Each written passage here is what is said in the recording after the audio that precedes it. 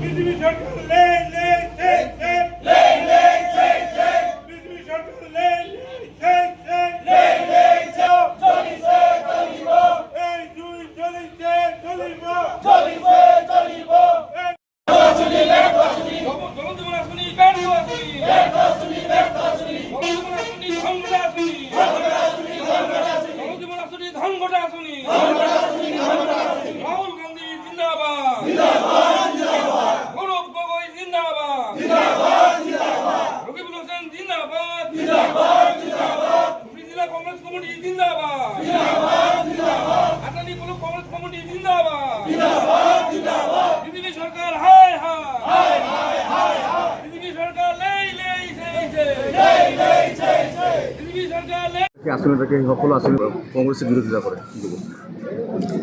আঁচনি কাক কয় আঁচনি কওঁতে আমি সেইটোকে বুজোঁ যি কৰ কাটলৰ টকাৰে চৰকাৰে যি আঁচনি লোৱাৰ পিছত ৰাইজে উপকৃত হয় তো জলজীৱন আঁচনিৰ জৰিয়তে ৰাইজে কোনো ধৰণৰ উপকৃত নহ'ল।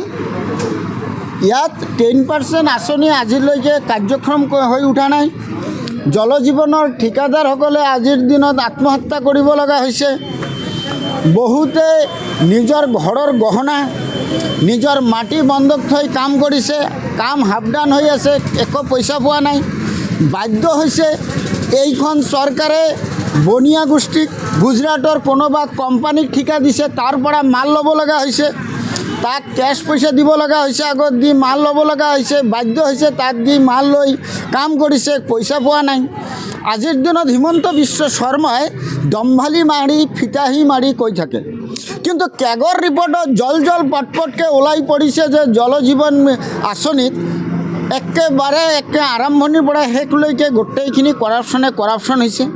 তো সেইকাৰণে আমাৰ অসম প্ৰদেশ কংগ্ৰেছ কমিটিৰ সভাপতি আমাৰ নেতা গৌৰৱ গগৈ মহোদয় এটা বস্তু জানে, আপুনি জানে সেইজন ব্যক্তি একেবাৰে স্বচ্ছ নিকা মনোভাৱাপন্ন ব্যক্তি। মানুহৰ জনসাধাৰণৰ কৰ কাটলৰ টকা দি এইখন চৰকাৰে কমিশ্যন ৰাজ বনাইছে। কমিশ্যন ৰাজৰ জৰিয়তে ইয়াৰ ৰাজনৈতিক নেতা বৰমূৰীয়াসকলক ধন ঘটিবলৈ সুযোগ কৰি দিছে আৰু আজিৰ দিনত 90% আঁচনিত মানুহে এটোপাল পানীও পোৱা নাই। টকা ৰাইজৰ গ'ল, মানুহে এটোপাল পানীও নাপালে। এইটো সফল আঁচনি বুলি আমি ক'ম নে আপুনি ক'ব? আপুনিও নিশ্চিতভাৱে নকয়। সেইকাৰণে আমি কংগ্ৰেছ দলে ৰাইজৰ কাৰণে প্ৰতিবাদ কৰি যাম। এনেকুৱা আঁচনি ব্যৰ্থ আঁচনি কেতিয়াও এৰি দিয়া নহয়। এই আঁচনিত যেনেকুৱা এষ্টিমেট বনোৱা হৈছে ঠিক তেনেকৈ ৰাইজে পানী পাব লাগে, কাৰ্যক্ষম হৈ উঠিব লাগে আৰু ঠিকাদাৰসকলে ইয়াৰ পইচাখিনি পাব লাগে। কাৰণ ঠিকাদাৰে আত্মহত্যা কৰিব, নিজৰ ঘৰৰ পইচা যাব, গহনা যাব আৰু চৰকাৰী মানুহসকলে বৰমূৰীয়াসকলে আৰু ৰাজনৈতিক বিজেপিৰ নেতাসকলে ধন ঘটিব। ইয়াক আমি এই ৰাইজক পংগু কৰি এনেকুৱা সুবিধা কৰি দিব নোৱাৰোঁ। তাৰ কাৰণে আমাৰ ৰাইজৰ হৈ প্ৰতিবাদ কৰিছোঁ।